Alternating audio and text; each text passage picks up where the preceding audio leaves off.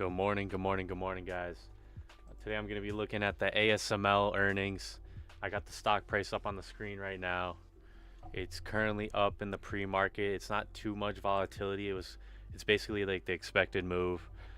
Quarter three is usually the most, how do I say it? It's usually the worst earnings for the company, but it actually was reported very solidly. I'll get into it right here really quickly in any second. Let me just put this here real quick.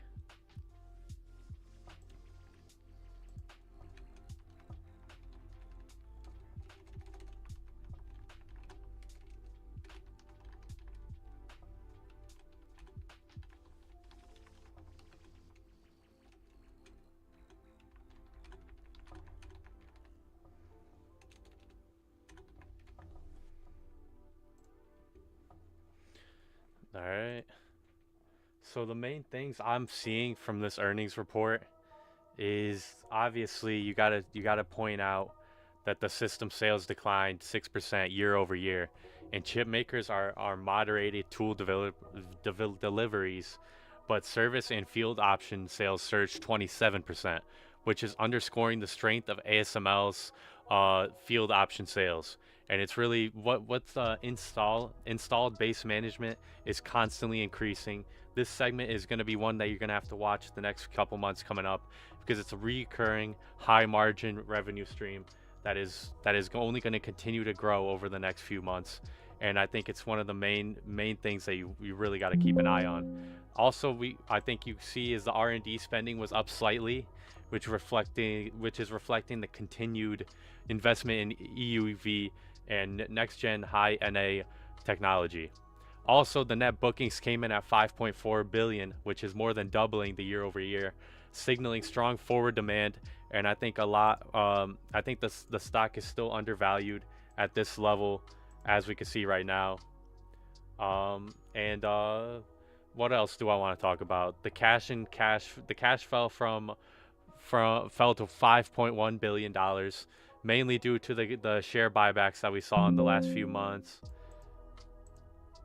And I think this is not a bad thing, as the contract liabilities made up most of the stock, and operating cash flow for Q3 was 559 million, which is down from 950 million, but it's impacted by the working capital swings and inventory changes. Also, some of the trends I want to point out to you guys that I saw when I was looking through the earnings sheet is that the total net sales declined slightly, and the earnings per share fell. But this is typical for Q3 for a company like this, and we've seen it many times. Seen it many times happen like that. Oh man, this music's so yeah, we've seen the gross margin compressed 210 base points, but remained well above the 2024 levels. And another main thing I think you should be looking at is that the fundamentals have remained strong, and the flat top line masked a major shift to recurring service revenue and booming bookings, which is both positive for long-term margins and visibility as a company short-term. And I think it's one of the main things that you really have to keep an eye on here, and it will continue to grow.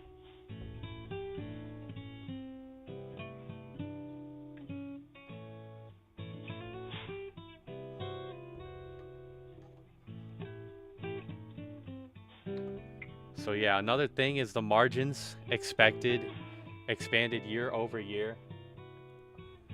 With this, even on lower system volumes, the purchasing power continues to increase, and the mix strength is very strong signal as a company and as an investment. With the bookings rebound from 5.4 billion from the initial 2.6 is indicating that customers are re-accelerating investments into 2026. This is very bullish because there's strong service revenue growth, there's margin expansion despite lower system units, and the big bookings recovery is setting up 2026 to be a high growth territory. Not only this, so I think some of the things you want to watch out for are the cash outflows were very heavy due to the share buybacks we saw in the working capital.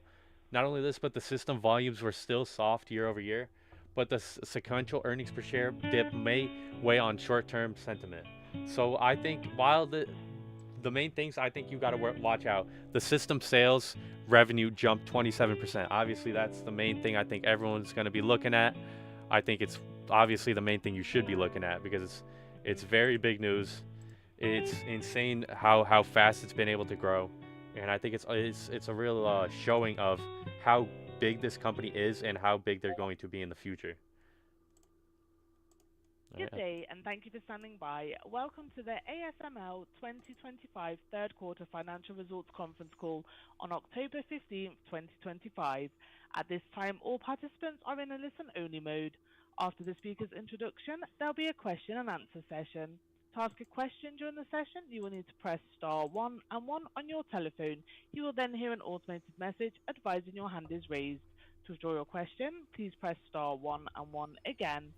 Please be advised that today's conference is being recorded. I would now like to turn the conference call over to Mr. Jim Kavanagh. Please go ahead. Hopefully, we finally get some guidance. We usually Thank you, get no operator. guidance. Welcome, everyone. This is Jim Kavanagh, Head of Investor Relations at ASML. Joining me today at the call are ASML CEO Christophe Fouquet and CFO Roger Dasse. The subject of today's call is ASML's 2025 third quarter results. The length of this call will be 60 minutes, and questions will be taken in the order that they were received. This call is also being broadcast live over the internet at www.asml.com. A transcript of management's opening remarks and a replay of the call will be available on our website shortly following the conclusion of this call. Before we begin, I would like to caution listeners that comments made by management during this conference call will include forward-looking statements within the meaning of the federal securities laws. These forward-looking statements involve material risks and uncertainties. For a discussion of risk factors, I encourage you to review the safe harbor statement contained in today's press release and presentation found on our website at www.asml.com and in ASML's annual report on Form 20-F and other documents as filed with the Securities and Exchange Commission. With that, I would like to turn the call over to Christophe for a brief introduction. Thank you, Jim. Welcome, everyone, and thank you for joining us for our third quarter 2025 results conference call.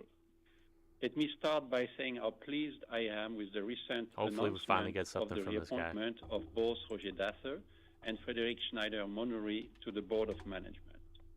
We also announced last week the appointment of Marco Pieters as our Chief Technology Officer. This appointment is part of our robust succession planning process, and with over 25 years of experience at ASML, Marco brings a proven track record in technology leadership. Marco will take on the responsibility of driving our technology roadmap forward in support of our customers, and I look forward to our continued collaboration. In addition, ASML Supervisory Board announced that it intends to appoint Marco to the Board of Management as of the company next annual general meeting to be held on April 22nd, 2026. Before we begin the Q&A session, Roger and I would like to provide an overview and some commentary on the third quarter results, as well as provide some additional comments on the current business environment and on our future business outlook. Roger? Thank you, Christophe, and welcome everyone. Let me start with our third quarter accomplishments. In the third quarter of 2025, total net sales were 7.5 billion euros, which is within our guidance. Net system sales were at 5.6 billion euros, which includes 2.1 billion euros from EUV system sales, including one High-NA system, and 3.4 billion euros from non-EUV system sales. Net system sales were driven by logic at 65%, with the remaining 35% coming from memory. Installed base management sales for the quarter came in as guided at 2 billion euros. I hope he really Gross highlights the margin for service quarter revenue. was also within guidance at 51.6%. For operating expenses, R&D expenses came in a bit below guidance at 1.1 billion euros due to the timing of spending, and SG&A expenses basically came in as guided at 303 million euros. The effective tax rate for Q3 was 17.8%. For the full year 2025, we continue to expect an annualized effective tax rate of around 17%. Net income in Q3 was 2.1 billion euros, representing 28.3% of total net sales, and resulting in an EPS of 5.49 euros. Turning to the balance sheet. We ended the third quarter with cash equivalents, and short-term investments at a level of 5.1 billion euros. Moving to the order book, Q3 net system bookings came in at 5.4 billion euros, split between 3.6 billion euros of EUV systems and 1.8 billion euros of non-EUV systems. Net system bookings in the quarter were slightly weighted towards logic at 53%, while memory accounted for the remaining 47%. In Q3, ASML paid the first interim dividend over 2025 of 1.60 euros per ordinary share. The second quarterly interim dividend over 2025 will also be 1.60 euros per ordinary share and will be made payable on November 6, 2025. In Q3 2025, we purchased shares for a total amount of around 148 million euros. As of September 28, 2025, ASML has acquired 9 million of shares under this program for a total consideration of 5.9 billion euros. ASML does not expect to complete the 12 billion euros share buyback program in full within the 2022-2025 timeframe. We intend to announce a new share buyback program in January 2026. With that, I would like to turn to our expectations for the fourth quarter of 2025. We expect Q4 total net sales to be between 9.2 billion euros and 9.8 billion euros. That's very strong. We expect our Q4 installed base management sales to be around 2.1 billion euros. As previously discussed, we expect Q4 to be a very strong quarter, as was the case in Q4 of last year. Gross margin for Q4 is expected to be between 51% and 53%. The expected R&D expenses for Q4 are around 1.2 billion euros, and SG&A is expected to be around 320 million euros. Very strong. For the full year, we continue to expect total net sales to be around 32.5 billion euros, with a gross margin of around 52%. With that, I would like to turn the call back over to Christophe. Thank you, Roger. As Roger has highlighted, we finished the third quarter with good financial results. Looking now to the market, there's been a positive news flow across the industry in recent months that has helped to reduce the level of uncertainty that we were reporting last quarter. First, there were a number of announcements around the continued investment in AI infrastructure that supports demand in both leading-edge logic and advanced DRAM. Second, the positive momentum around AI seems to extend to more customers in both logic and DRAM. Third, we see continued momentum around customers adopting more EUV layers in both logic and DRAM, migrating multi-patterning DUV to single exposure EUV, and continuing to support litho intensity. On the other hand, we expect to see China customer demand, and therefore our China total net sales in 2026 to decline significantly compared to our very strong business there in 2024 and 2025. We believe that the impact of these dynamics will only partially affect 2026. However, overall, we do not expect 2026 total net sales to be below 2025. In this environment, we also expect the 2026 EUV business to be up, driven by the dynamic in advanced DRAM and leading-edge logic, and the DUV business to be down compared to 2025, driven by the dynamics with our Chinese customer. We will provide more details on our 2026 outlook in January. That's very good, though. Turning to technology, there's been a lot of good progress this quarter, with latest achievement on EUV presented at industry conferences, the release of new 3D packaging lithography system, and the announcement of our strategic engagement with Mistral AI. For EUV, we presented a number of said papers AI, the at stock should recent hit SPIE 2,000 and now. Semicon events that highlighted the progress we have made in helping drive down cost of technology on our customers' most advanced processes.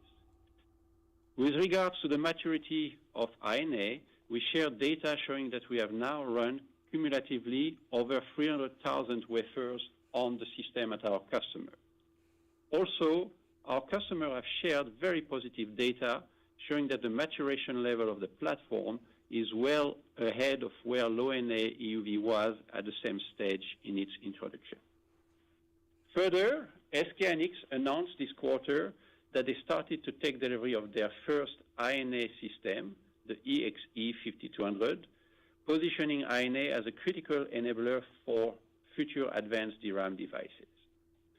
We are also happy to report that this quarter we shipped ASML's first 3D integration product, the XT260. The XT260 is an I-line scanner designed for applications that include advanced packaging and offer up to 4 times the productivity compared to existing solutions. Wow. 3D integration is of increasing importance to the roadmaps of our customer and the semiconductor industry. And our customers have been sharing with us a need to innovate in order to meet their future requirements. The discussion with our customers on those requirements point to a good opportunity to transfer some of our holistic lithography technology to 3D integration to meet their future needs. The XT260 is the first example of several opportunities we are evaluating.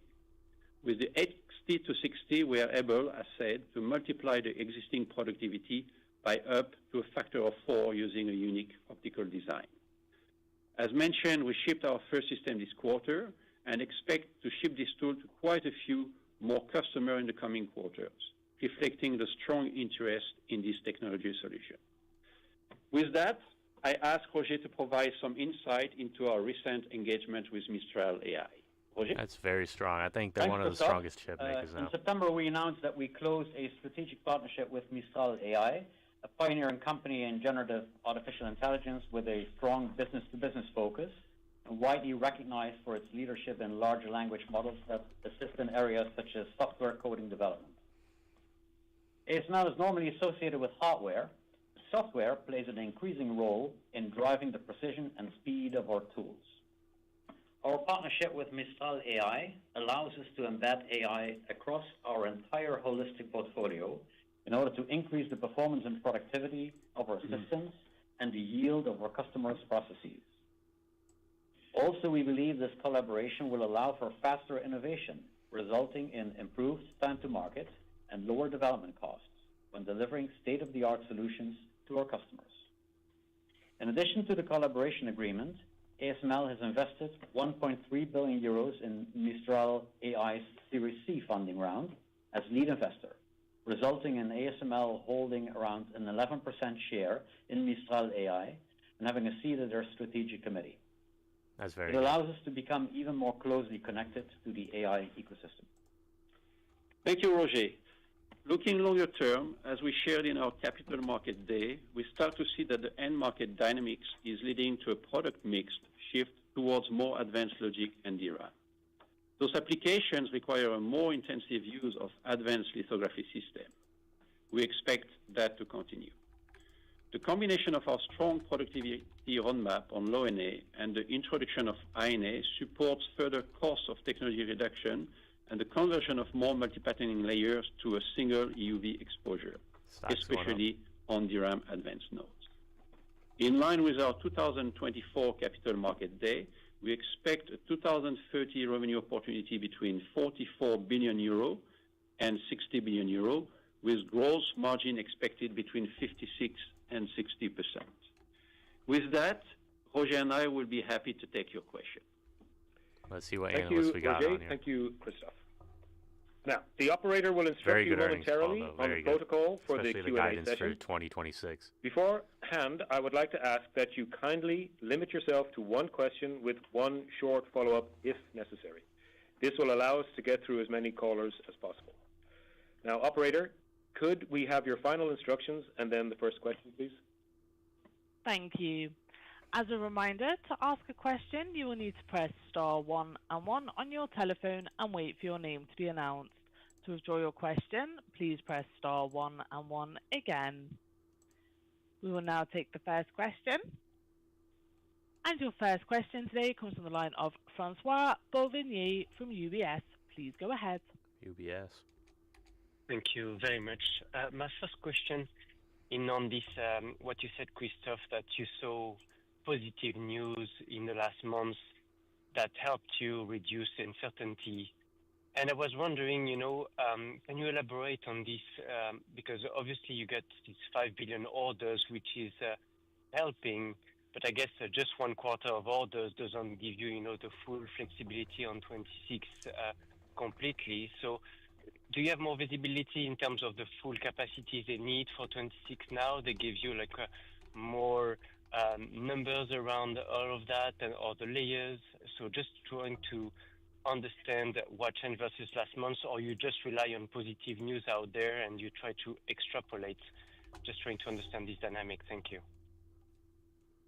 Yeah, Francois, I think first, I refer to a lot of positive news on the AI infrastructure, and I think I think you all know that usually this doesn't translate immediately into order for us. So this takes quite some time. But if you look at the sum of the announcement, I would say this creates a pretty positive backlog of opportunity for AI moving forward. The second one is also quite important. So I think we mentioned the fact that we see now that more customer will benefit from the AI opportunity. I think it's important for many reasons. The first one being that, in order to respond to this huge demand of this huge amount of good news on AI infrastructure, you need to make sure that the market capacity would be high enough. And I think that seeing more customer entering logic opportunity or DRAM opportunity is a pretty good news for the long term. And to know exactly how this will affect, the next few years is still difficult to say. I think, as I said before, only part of that will be effective next year. And for the rest, I think it's far too early to say on our side. Makes sense. Thank you. And the follow-up is on China. I mean, that has been a key driver of growth in the last few years, and you mentioned it will go down significantly. So it's again a bit on the visibility side here. I guess you see the strong H2. I would imagine 3 to 6 months lead times because it's deep UV. So I would expect you not to see much beyond Q1 26. So is it some conservatism because you see the strong base and maybe a soft Q1 26, or you really do you have the full picture already on 26? Maybe those orders already ahead.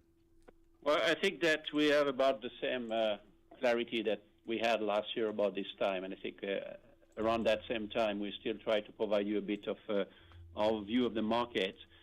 I think on China, we have been very consistent that we thought that, the level of business in the last 2-3 years was very high and in no way normal. So I think we have been experiencing a very high cycle in China, especially through, last couple of years. And again, our expectation and the visibility we have right now is that next year we go back to more reasonable business. Thank you very much for your answers. You're welcome. Thank you. Your next question comes from the line of Krish Sankar from TD Cowen. Please go ahead. Yeah, hi, thanks for taking my question. I have two of them. Roger, you kind of mentioned about the recent AI investment strength. Some of it will come in 2026. I'm kind of curious, given your long lead times, how to think about linearity of your revenues or orders in 2026, and any early thoughts on what it implies for 2027? Yeah, Krish, interesting question. I think we're, we said what we said on 26. I think it's way too early to make any comments on 27. I think you will see that Orders came in strongly in the last quarter. Actually, the quarter before that also came in strongly. So I think linearity of orders is an anomaly. I think we said orders always come in lumpy. I think we've had a healthy run in the past 2 quarters, but I don't think you can talk about linearity. So way too early to talk about what this means for 27. I think going back to Christophe's earlier answer, I think the news flow that you got in the past couple of months, I think, is a positive news flow, and is a positive news flow, particularly in the medium term. But to now translate that into concrete expectations for 27 is really, quite a bit too early. Yeah, it's way too early. I mean, there's fair enough. And then a follow-up for Christophe. Clearly you're seeing strength in DRAM. I'm kind of looking longer term. There is a view that when you go into 4F squared from 6F squared for DRAM architecture, that's actually a negative for EUV. The EUV layer count comes down. Can you just help us understand that, Christophe? Thank you. Yeah, it's a good question. It's a question we get a lot. The short answer is no. If we look at the number of EUV layer going from 6F square to 4F square, we do not expect the number of layer to drop. In fact, as 4F square roadmap continues after the transition, we in fact expect the number of EUV layers to continue to grow. And I make that statement after many discussions with our customer. On top of that, what I'd like to add is, 4F square has a bit of a more complex structure. So it's in fact adding overall more litho mask, more advanced litho mask. So there is a benefit also to some extent to advanced DUV. So in any case, you still doubt about it. 4F square is in no way a bad news for ASML. We are looking forward to it. Mm-hmm. So thanks a lot, Christophe. Thank you. Thank you. Your next question comes from the line of Joe Quatrochi from Wells Fargo. Please go ahead. Yeah, thanks for taking the question. I was wondering if you could talk a little bit more about just the updated commentary for 26. Is that more your more positive view, a bit more DRAM slanted or equally balanced with logic? And then same for, more customers benefiting from AI infrastructure build out. Is that more of a DRAM comment?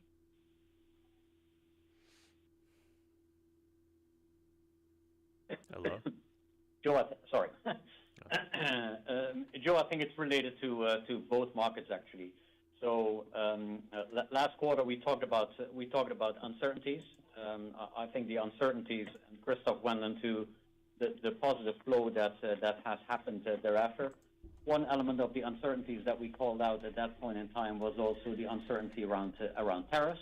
That was out there. I think there is more clarity on that front right now, but that unclarity also, prevented customers from being very concrete as to what exactly they were going to do and where they were going to build their capacity. I think that has decreased, and I think that has given rise to to the commentary that we now make on 26. But I would say in general, when we talk about the positive news flow on the leading edge, leading to our expectation that EUV is going up next year. That is related both to the DRAM and to advanced logic. Thanks for that. And then as a follow-up, I was wondering if you could maybe just walk through some of the puts and takes on your gross margin guide. I think, what you're guiding for the December quarter is a bit better than what you were implying a quarter ago. Is that something related to tariffs or mix or something else? No, it's well, obviously volume is quite high, right? So that is a positive moving from Q3 to Q4. Mix has many elements to it. It's of course we expect 2 EXEs in this quarter in Q4, so that is a negative. That's very positive. But on the other hand, we will also have good low NA in there. We're a bit positive on upgrade business, as you could see, right? Because that business is a little bit up, and if you then take it all in all, we see a slight improvement at the midpoint in comparison to what we had in last quarter. So those are the dynamics. I would say the fairly small movements, but all in all, leading at the midpoint to a slightly better gross margin maybe we thought we were going to be forward. Okay. Thank you. Whoever's got calls is probably pretty happy right now. Thank you. Your next question comes from the line of Didier Simama from Bank of America. Please go ahead. Yes, thank you for taking my question, and good afternoon. My first question is about things that you talked about a little bit before. I just wanted to press you a little bit more. So we've all seen the press release of SK Hynix and Samsung following the visit of Sam Altman to Korea, talking about a letter of intent of 900K wafer start per month of HBM capacity, which is probably more than double the current HBM capacity. So my question is this. My estimate would be that there are about 30 UV tools in DRAM today, not all of them for HBM, but the majority presumably. That would imply, if we believe those numbers, and many people think those numbers are absolutely grotesque, but let's do it for the sake of the argument, you would need something like 65 EUV tools just for HBM, and then comes on top whatever Samsung Foundry, Intel, and TSMC would need. So I guess the question is, A, what do you think of those numbers? And then B, do you have enough capacity for EUV low NA, let's say by 2030 to get to satisfy that potential demand? Well, I think we want to get into the calculation because I think we said it already a couple of times. I think we're a bit careful with how the big announcement can translate into real capacity need on the ground. I think the one thing I'd still like to stress one more time is we see the broadening of the customer base, I think, a very important news in that matter because whatever you do is the first set of news. I think we can all agree that we need to make sure that the market will not be supply limited. And this has always been a risk with a limited amount of customers supplying AI chips, both in logic and DRAM. So I think the broadening of the install base is very good news there. And on the last question, we have said for a few quarters that we've been preparing for growth. So we were following those dynamics, and I think we know now that EUV most probably will be stronger next year. So we've been preparing for that. We have, as you know, also worked on longer-term capacity. So we continue to track basically the market carefully, having in mind that we want to be able to follow the demand. So I would say we don't have any concern there at this point of time. Okay, great. My follow-up for Roger, perhaps, just wanted to understand what I'm missing. So if we assume, like, let's say you book 5 billion of orders in Q4, give or take, that would imply you exit calendar year 25 with a backlog just about 30 billion. Even if you strip out the high NA tools in there, expectations, and call it 1.5, 2 billion, that makes me comfortably above, let's say, modest growth for next year. So is there a large portion of the current backlog which has got maturity beyond 26? Is that the reason why you're still hesitant at calling 26 a, let's say, strong growth year or high single-digit growth year or even double-digit growth year? Thank you. Well, I mean, of course, that's the big question, right? The big question is what is in the backlog that pertains to beyond 26, and that is a reasonable number. So as a result of that, your math doesn't work exactly right for 2026 because there is a pretty healthy number in there for beyond 26, and we also know that there's always a question about a bit of pull in here, a bit of push out there, and that makes it extremely hard to make, at this stage, any concrete projections on 26. But to your point, there is already a healthy order intake in the backlog that is beyond 26. Also, as it relates to high NA, I think that the high NA contingent in there is actually pretty strong. Agreed. Would you say how many you expect to recognize next year? High NA? No. Yeah. That's a January topic, DJ. I tried. Thank you, gentlemen. You did. I was right. Thank you, guys. You're welcome. Thanks. Thank you. Your next question comes from the line of Andrew Gardner from Citi. Please go ahead. Good afternoon. Thank you for taking the question. I might try Didier's question in a slightly different angle, see if I have any more luck. You've highlighted the news flow, Christophe. We can all see it. It feels like you wake up every day to another massive announcement from somewhere within the AI food chain. And you spend a lot of time talking about how that could create a theoretical backlog for you, not yet orders. But I'm just wondering, you are a critical supplier into this market.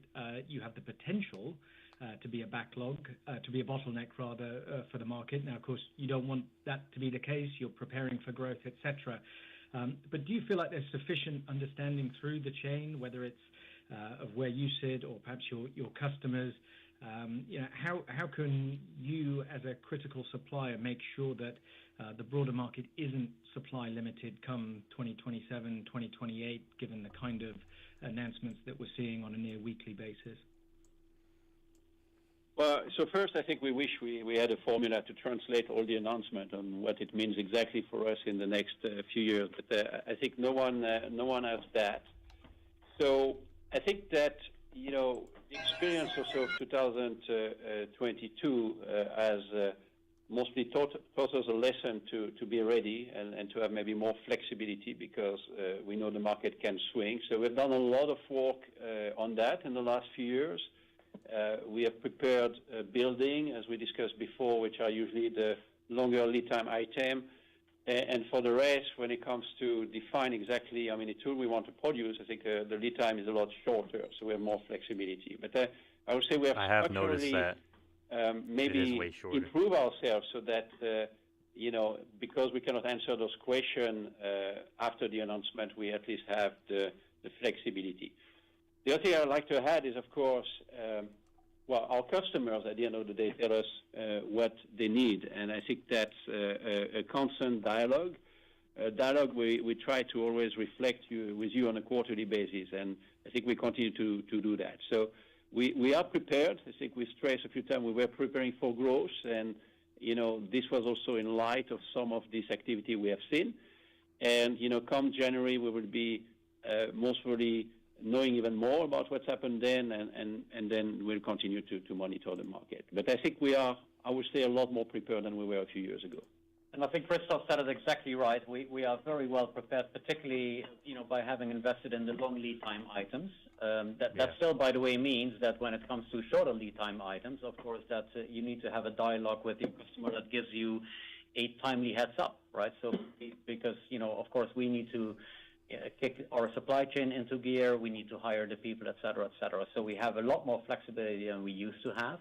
But it is also critical for our customers to give us a timely heads up, such that we can make sure that within the long-term infrastructure that we have, we're also able to get to higher output levels and get supply chain and people in place. Okay, thank you, Roger. And I suppose without naming names, I mean, do you feel like your customers are giving you that heads up, right? Is there a sufficient acknowledgement through the chain? I think they do their very best. I will say it this way because they have the same challenge as we do. So I think they do their very best, and I think we're very happy with the transparency and the honesty around those discussions because over time that's very helpful, also helpful in trying to really avoid the bigger surprise. So I feel that this discussion really has improved in the last few years, and I think this is very helpful for them, for us, but also for their customer. That's great. Thank you very much, guys. You're welcome. Thank you. Your next question comes from the line of Tammy Q from Berenberg. Please go ahead. Hi, thank you for taking my question. So first one is the high-NA kind of order pattern and demand ramp-up curve. So as per my understanding, there hasn't been high-NA order for about 2+ quarters now.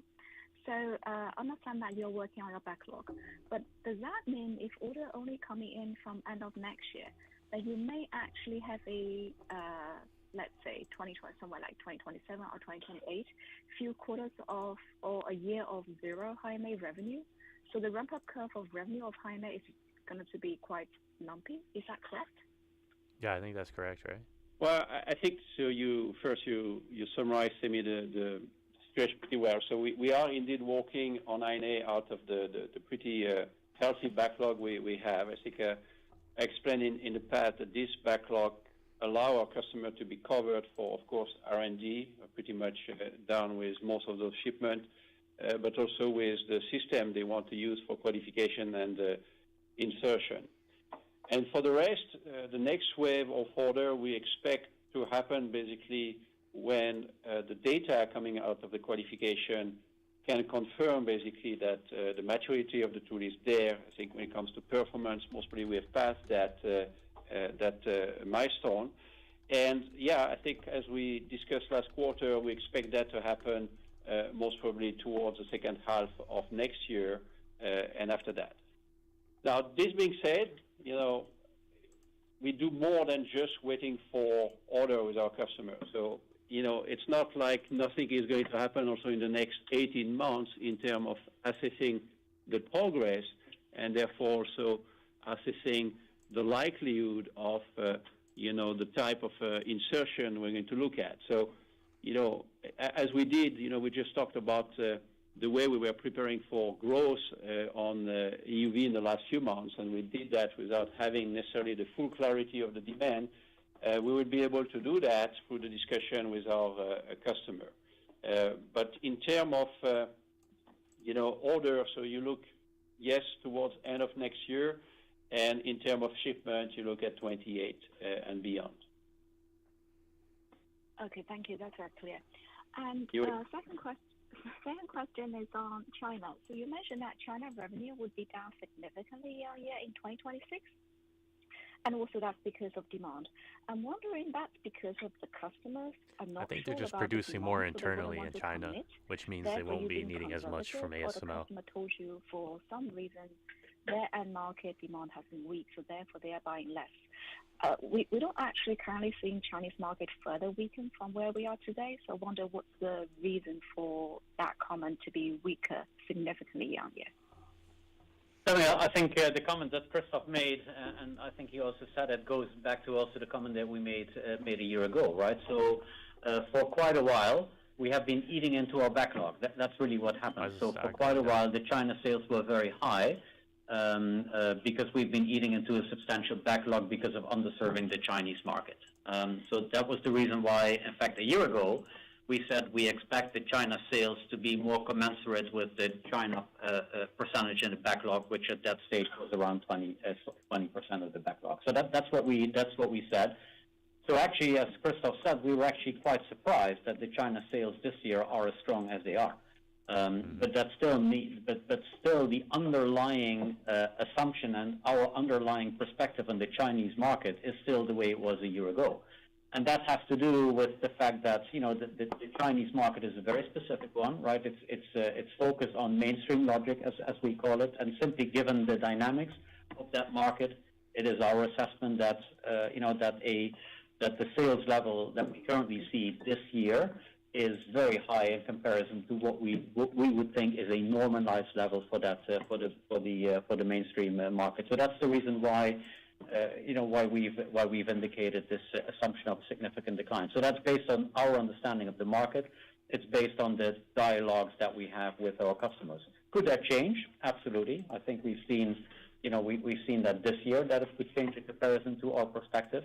But if you ask us for an honest assessment at this stage, how we think it's going to be in 26, it is as we communicated. Okay, thank you. You're welcome. Thank you. Your next question comes from the line of Stefan Uri from Oddo BHF. Please go ahead. Yes, good afternoon, everyone. Actually, I've got two questions. The first one is on the advanced packaging product that you're highlighting in your presentation, the XT260. Can you maybe say a little bit more about what it's doing, the price of the machine, type of clients, who you're competing with, and the market outlook, if you have a few information, and I have another one. Yeah, so let me give you a bit of context. So I think we mentioned that product in our press release, also in the call, not necessarily because of the high price, high value of the product, but because this is the first product ASML is providing to its customer to support 3D integration, and I think that's mostly where the important news is. I think we all know that when it comes to Moore's law, our customers are asking us to drive transistor density, still doubling it basically a factor of 2 every 2 years. I think that we also know that over time litho scaling has slowed down, and that creates a need basically for more either stacking or packaging of transistor.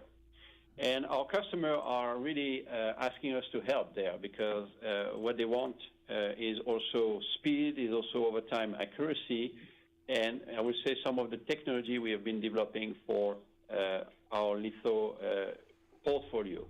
So this is a bit the starting point. I think we also mentioned most probably we'll be looking at some more product there. I think what's very interesting is the interest we see from our customer on this product. It's an I-line scanner to answer your technology. So this is based basically on I-line technology, which, of course, we have had at ASML for many years. Yep. But in this case, we have a new optical design that really enables us to provide a 4x improvement on productivity. Competition are basically the people who do I-line scanners, so I think you know them. But what's very interesting is that if we look at next year, we have quite a few customers very eager to take this technology. And because we provide a nice technology, some good improvement, I will say that the business and the benefit we can get out of this product is quite a lot higher than what we have done historically on I-line. Very fair. Okay, and the follow-up would be about the gross margin in 2026. I know you're not giving guidance, and you will say more in January, but given what you have described, i.e. less China, more EUV, but also at the same time more EUV, high NA, can we expect some increase in the gross margin next year? Yes, Stefan, indeed. We will give more clarity on that, obviously, in January. But I think you're right. That product mix obviously is very in what drives it, and then, as you know, what we ship to China today to a very large extent is immersion. Immersion comes with a very good gross margin. So less China business would be dilutive on that front. But you're right, EUV comes in with very strong gross margins. So therefore, if we predict that EUV, particularly low NA, goes up, that would be a positive again, on the other hand. And then there is the question on the number of tools that we're going to recognize for high NA, which, of course, is still dilutive to the corporate gross margin. So I think that's an important one. And the other one is our expectation on the installed base business. You know that particularly the upgrade business is pretty important when it comes to gross margin. So it's all those moving parts, exactly where they land, that will eventually determine what their expectation is. But those are indeed the moving parts. It's product mix, and it's the expectation on the composition of the installed base business, which first and foremost is gonna drive that perspective. Okay, thank you very much. You're welcome. Thank you. Your next question comes from the line of Chris Caso from Wolfe Research. Please go ahead. Yes, thank you. Good morning. I guess the first question is on installed base, and if you could update us on your thinking as we go into calendar 26. Previously, you had talked about having to back out some of the upgrade revenue as you go into 26. What's the current thinking on an installed base as we go into next year? Man, the stock might go under 1,000. Yeah, I think let's first look at the installed base for this year, right? So I think you will see that our expectation for the installed base this year has actually gone up a bit. If you look at what we guide for Q4, because originally we thought that the first half was going to be quite a bit stronger than the second half, and now that second half is as strong as the first half. what you see there is that actually the service business is developing quite nicely. So while we might have had a bit more upgrade business in the first half, the second half is really benefiting from the service business. As you know, the service business is very much tied to the development of the install base in EUV, right? And with the increase in the install base in EUV, of course, that also further drives up the service business. So that's an important one that I think you can sort of back of the envelope calculate what the impact of that is going to be for next year. And then the question indeed is how sustainable is the upgrade business? So clearly, did it fall off a cliff in the second half of this year? And we'll give you an update in January what our expectation is for 26. That's helpful. Thank you. Just as a follow-up, and maybe summarizing some of the earlier comments about some of the more optimism you had with regard to some of the AI developments. I mean, is it safe to say that the bookings, total bookings haven't really increased here? Is this more a function of your customers are telling you based on some of these developments, there's sort of an expectation for stronger bookings in coming quarters because of the capacity needed to provide that, as compared to what's in the backlog right now? I guess this is an indicator of potentially stronger bookings if this comes to fruition. Yeah, and I think, Chris, that is indeed the way to look at it. You know our view on bookings, right? The bookings, we always say, is not necessarily a good proxy of the business momentum. I think the bookings that we had in this quarter are actually pretty decent, as they were pretty decent in the previous quarter, without being downright spectacular, but pretty decent for sure. But indeed, I think most of the positive developments that Christophe talked about, and Christophe actually said it, they only partially affect 26. So most of this, so the AI investments, the fact that multiple customers of us are benefiting from AI, whilst in the past we always said it's only a limited number of customers that are benefiting from AI. The technology progress that Christophe referred to, the fact that we see more and more layer transitioning to EUV, so all that is good stuff. But all of that, I would say, is good stuff, not necessarily being cashed in for 26, but primarily beyond that. So I think that's the way to look at it. All good stuff. Definitely, some of those having a partial impact on 26. But the great optimism is also, I would say, for what it does to the business in the longer term. Helpful. Thank you. You're welcome. Thank you. Your next question comes from the line of Tim Schulze-Melander from Rothschild & Co. Redburn. Please go ahead. Yeah, hi. Thanks for taking my questions. Maybe to begin with, for Christophe, on the high-NA technology maturity, could you maybe just talk a little bit about on what measures high-NA is kind of ahead of 0.33 at a similar point in time, and then just thinking out to sort of 2028 and that journey. Are you kind of halfway there, three-quarters of the way there? And then I had a quick follow-up for Roger. Well, I think it's a good question. So typically, when we look at the maturity of the system, I think there's two elements to it. The first one is when do we demonstrate the final specification of the tool at our customer. And when we look at the EXE 5200, we expect that to happen in the next few months, most probably this year. So that means that we validate the overall capability of the system. That's point number one. And point number two is, the availability of the tool.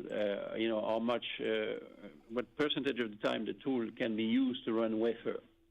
And I think there a major difference between low NA and high NA is that when we looked at low NA maturity back at the time we were ramping the product, the availability was really dragged down for many years by the source performance. The source was by far the biggest detractor of our maturity on the low NA tool. Now I think you're fully aware that the source of high NA is exactly the same as the one on low NA. And if we look at the availability number of the source itself, we are exactly matching the performance of low NA. So what is basically separating us from today to final maturity is just the platform itself. And there, our experience is that most probably in 12 months, 18 months from now, we will be in a very good shape. So there's no showstopper in the way we look at it today when it comes to maturity of the tool. There's few more months we have to work with our customer to validate that. But when I look at the technology, when I look at the reason why we were struggling with low NA, those reasons are not with us with high NA. And that's why I think our customers are also eager to report that maturity. That's also what they see, and that's also their logic there. Great. Very, very helpful. Maybe, Roger, just in terms of profitability, high NA that you recognize revenue on, could you just maybe talk about, I know gross margin's dilutive, but are we positive? What's the sort of runway there? And then maybe just thinking about the operating expenses, given the maturity of the high NA platform, what's the outlook for the sort of cadence of R&D expense, the R&D burden for the business going forward? Thank you. Yes, and so, indeed, high NA is dilutive. The key thing that will make it less dilutive, or the key thing that will drive up the gross margin is volume, right? Because you have a significant capability both in the factory and also in the field for high NA. But that's, that total cost base is only absorbed by a very limited number of tools. So it's volume that is ultimately going to drive up the gross margin. So, as Christophe was saying, you're looking at taking stuff into high volume manufacturing in the 28, 29 timeframe, right? And that's where, in all likelihood, you're going to see meaningful numbers. At that stage, you will see, the gross margin profile improving. I did say at the Capital Markets Day that even by 2030, I still expect high NA to be margin diluted, right? Because it takes quite a long time, before you get on the maturity curve and before you get significant volume for this to meaningfully contribute. But at that time frame, once you get meaningful numbers, at that stage, the dilutive nature of it will be limited. In terms of are we profitable? What was that? Sorry, just a bit. But was it profitable at the gross margin level in the quarter, or is it still loss making? Please. You mean high NA? Yes. High NA is very low margins. It's very low margins. But you're talking very low positive margins. That's what you're looking at. In terms of operating expenses, R&D, I would say we still have a formidable roadmap ahead of us. So in spite of the fact that we have high NA up and running, you hear us, if you look at the roadmap, if you look at the significant breakthroughs that we think we can still push in terms of low NA, in terms of productivity of those tools, in terms of imaging quality there, but also the progress that we continue to make on some of the DPV tools that we talked about. We still have a pretty formidable roadmap. I would say, however, that we are looking at further increasing the efficiency that we get out of the organization. So from that vantage point, I do believe that you will continue to see us manage both our SG&A and our R&D quite nicely, because we do feel that out of the formidable team that we have here at ASML in our R&D department, we can get even more value and efficiency there. So I think you will see us, navigate those numbers quite diligently and keep the increases quite controlled. Extremely helpful. Thank you. You're welcome. Thank you. Your next question comes from the line of Alex Duval from Goldman Sachs. Please go ahead. Yes, hi everyone. Many thanks for the question. You talked today about lithography intensity inflecting positively. I just wondered if you could clarify the timeline you're thinking about here, and to what extent this is a function of progress having been made in the gate-all-around transition versus other factors. And secondly, we've discussed on this call today about the degree of ambition around AI investment, but we've also seen news items talking about AI chip makers being more aggressive on the nodes they target for future chips. And that seems to be somewhat different to how one had thought about where they would locate themselves relative to the bleeding edge. So wondered if you could talk about the implications for ASML of a faster cadence of these more powerful AI chips over time. Many thanks. Well, so maybe on the first question, I think nothing really new there compared to the last few quarters. I think on logic, we explained a few times, the gate-all-around transition is happening without an increase on the number of EUV layers, just because customer typically do first the transistor change before they start shrinking more aggressively again, which we still expect to happen at A14, A10. So I think very consistent there in the previous view. I think in DRAM, we talked about 4F² already today. We've got, since the Capital Market Day last year, we've got a lot of confirmation that indeed DRAM could get more aggressive in terms of EUV adoption for 6F², for 4F² as well, as I mentioned. So there I would say the trajectory is very strong towards more use of advanced litho moving forward. Now, the second question is a good one, and I think we also mentioned last year in November that more AI application will drive more advanced logic and more advanced DRAM. There we go. And I think most probably that part is still to be seen, because we're looking at 12 months, which is a fraction of a node in terms of timing. But I think what you see happening is what you describe is those applications, the value people can extract out of those applications can justify most probably moving to new nodes that are more expensive, as you have noticed looking at the price of the wafer, but today can be justified by the value of AI. And this has changed indeed the way people used to look at the industry. When we look at the industry driving mobile only, there was a lot of doubt on does the next advanced logic node make sense. I think that those DOPs have gone away quite a bit, and I think that the size and the speed of the ramp of 2-nanometer node on logic are the very first proof of that. But we would expect that also trend to continue. We have not seen yet a real acceleration per se, but we mentioned again the larger customer base for those products, and as you know, also larger customer base also means that you get more competition and potentially also more motivation to move faster on those advanced nodes. So I think that question is a very good one, and one that we all have to look at in the next 12 months. Super, thank you so much.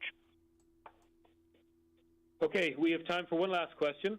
If you were unable to get through on this call and still have questions, please feel free to contact ASML Investor Relations with your question. Now, operator, can we have the last caller, please? Thank you. Your last question comes from the line of Mehdi Hosseini from Susquehanna Financial Group. Please go ahead.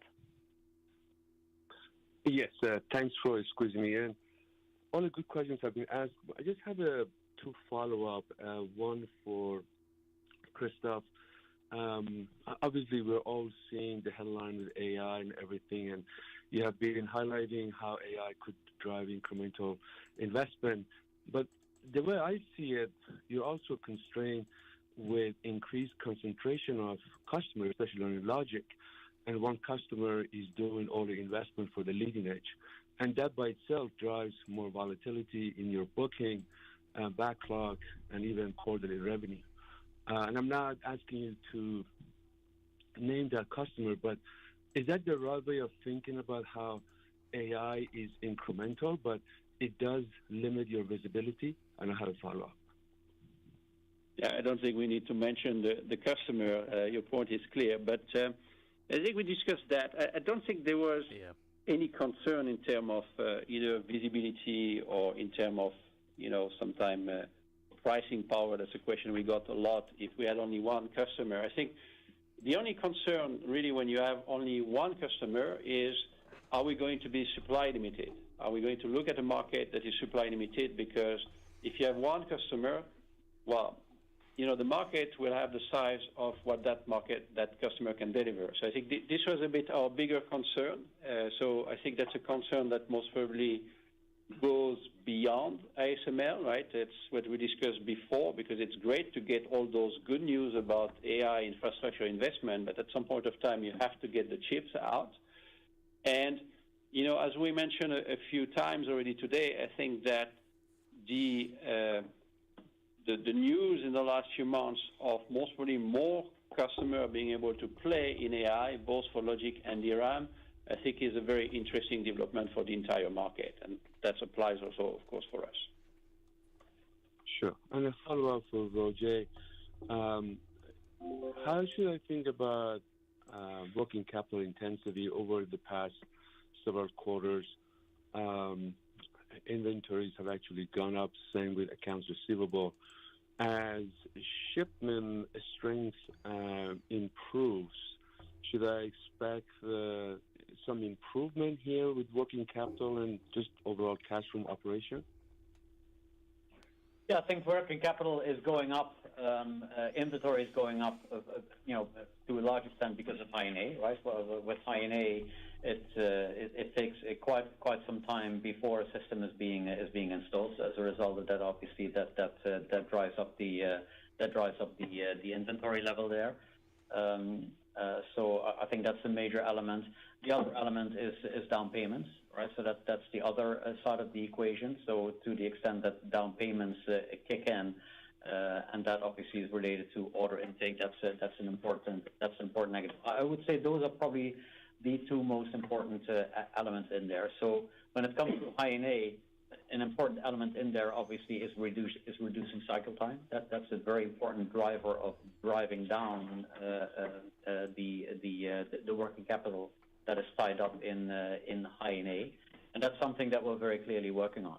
But of course, there you need to have the volumes in order to make meaningful progress there. So I think the working capital levels that you're currently looking at, I think are sort of reasonable, I would say, for the business that we have today. To the extent that we're able to drive down cycle time, that I think is the single biggest driver of reducing working capital for us. All right, thank you.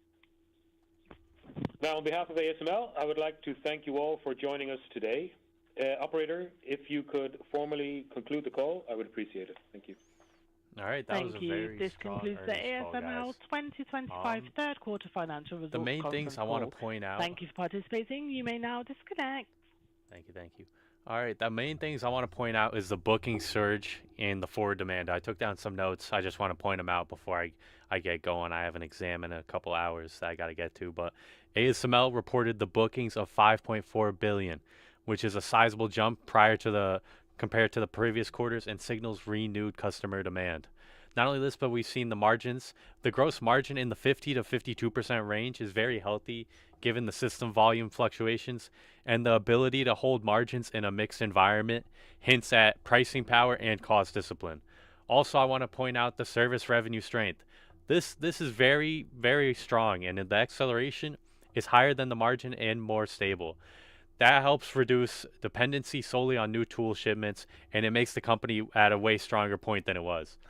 Another thing is the AI, I was taking notes about. With AI and advanced computing driving demand, ASML's lithography tools remain mission critical.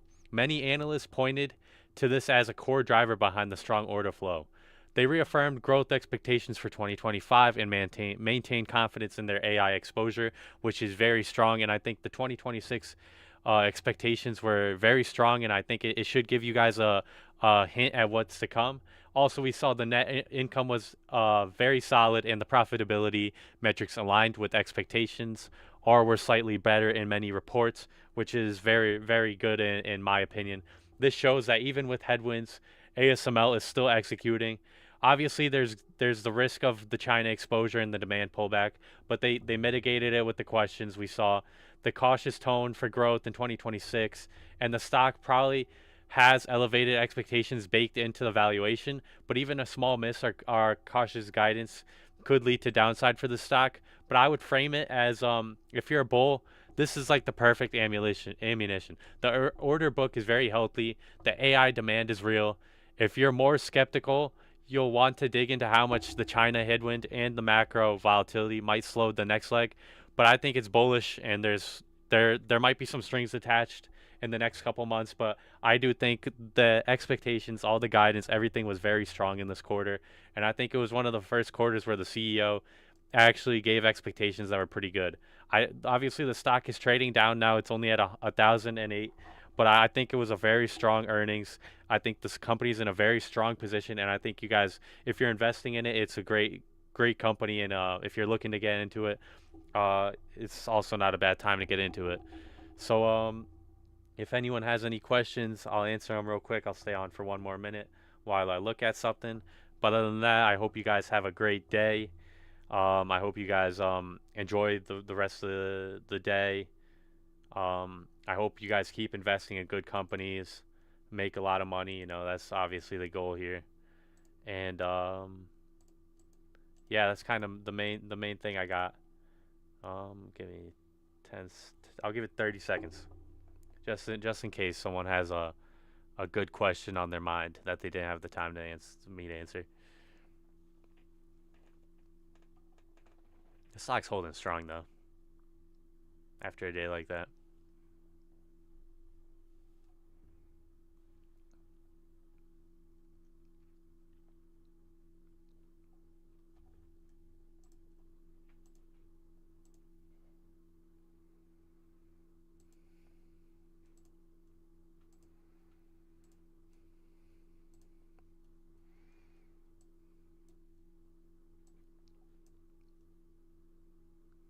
All right, I'm not seeing any questions, so I'm gonna head out.